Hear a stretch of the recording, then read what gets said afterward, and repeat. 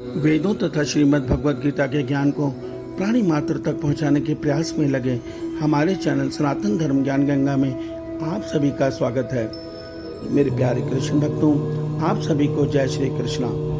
मेरे प्यारे कृष्ण भक्तों, सनातन धर्म ज्ञान गंगा चैनल के आज की वीडियो में हम लोग श्रीमद् भगवद गीता के अध्याय 13 के श्लोक 31 को भगवान श्री कृष्ण जी की कृपा से सरल रूप में सुनने और समझने का प्रयास करेंगे।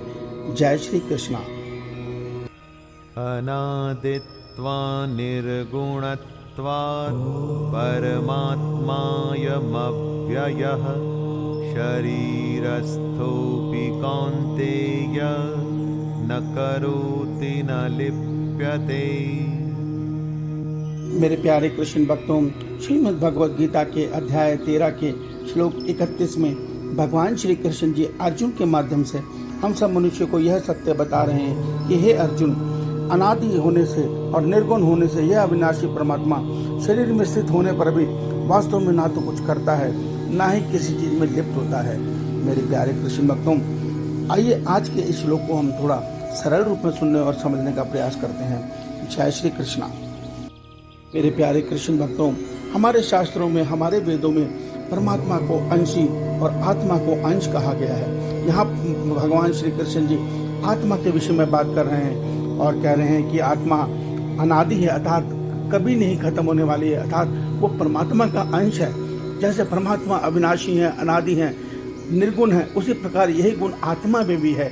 अर्थात दो तत्व परमात्मा में है, वही तत्व आत्मा में भी है। आत्मा परमात्मा वास्तव में एक ही है। आत्मा परमात्मा का प्रतिबिंब मात्र है। इसी से शरीर में चेतन ऊर्जा रहती है। भगवान हमें यह सत्य बता रहे हैं कि हे अर्जुन, इस शरीर में वास करते हुए आत्मा इस शरीर को केवल चेतन ऊर्जा दे रही है। इस शरीर में होने वाले हर कार्य प्रकृति के द्वारा संपन्न हो रहे हैं। इस सत्य को ऐसे समझिए, ये शरीर प्रकृति ने रचा है। परमात्मा की दूसरी अपरा शक्ति जो अपरा प्रकृति कहलाती है, उस अपरा प्रकृति ने जो त्रिगुणात्मक है, 3 गुणों से रचित है, उसने इस शरीर को रचा है। तो उस शरीर में सारी क्रियाएं हो रही हैं। किसके द्वारा हो रही हैं? सत्य रज तम के कारण हो रही हैं। मन पे जिस गुण का प्रभाव प्रबल होता है, ये शरीर उसी के अनुसार कार्य करता है। आत्मा केवल चेतन ऊर्जा दे रही है। इसको आप इस प्रकार समझिए कि जिस प्रकार आप टेलीविजन में जब विद्युत देते हैं तो विद्युत केवल उस टेलीविजन को ऊर्जा दे रही है। जो उसके अंदर कार्यक्रम प्रसारित हो रहा है वो उसके यंत्रों के द्वारा हो रहा है। ठीक इसी प्रकार इस शरीर में जो क्रिया हो रही है वो सारी यंत्रों के द्वारा हो रही है और उसको संचालित परमात्मा की प्रकृति, त्रिगुणात्मक प्रकृति अर्थात माया कर रही है। तो भगवान कहते हैं कि हे अर्जुन, वास्तविक सत्य यही है कि ये आत्मा इस शरीर में रहते हुए ना तो कुछ करती है, ना ही किसी चीज में लिप्त होती है। अर्थात जो सुख दुख आ रहे हैं, जो द्वंद्व आ रहे हैं, वो केवल शरीर को आ रहे हैं, मन बुद्धि को आ रहे हैं, अंतःकरण को आ रहे हैं। आत्मा इनसे निर्लिप्त है। तो इस सत्य को समझिए कि आत्मा परमात्मा का अंश है और इस शरीर से बिल्कुल परे है और वो ही हमारा वास्तविक स्वरूप है।